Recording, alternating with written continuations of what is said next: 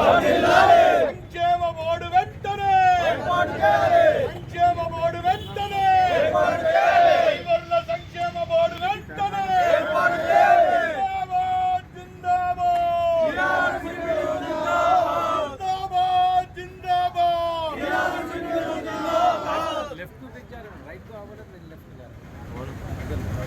సాధిస్తాం సాధిస్తాం సంక్షేమ బోర్డు సాధిస్తాం సాధిస్తాం సంక్షేమ బోర్డు సాధిస్తాం సాధిస్తాం సంక్షేమ బోర్డు కావాలి కావాలి సంక్షేమ బోర్డు కావాలి కావాలి కావాలి సంక్షేమ బోర్డు కావాలి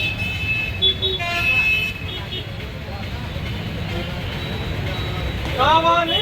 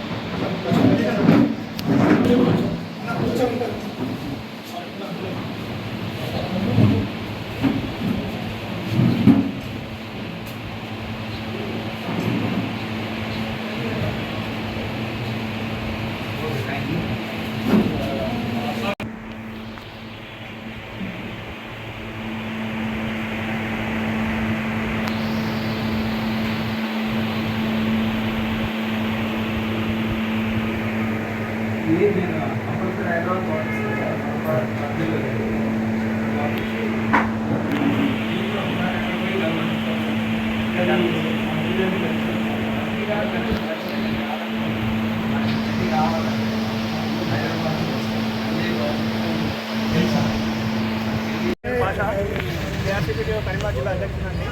అయితే ఈరోజు మా టీఆర్సీపీటీఓ కరీంనగర్ జిల్లా ఆధ్వర్యంలో మా రాష్ట్ర అధ్యక్షులు సరస్వతి గారి అధ్యక్షతని ఈ ర్యాలీ తీస్తున్నాము. వాస్తవానికి సంక్షేమ బోర్డుతో పాటు మా కరీంనగర్ జిల్లాలో కూడా చాలా సమస్యలు ఉన్నాయి.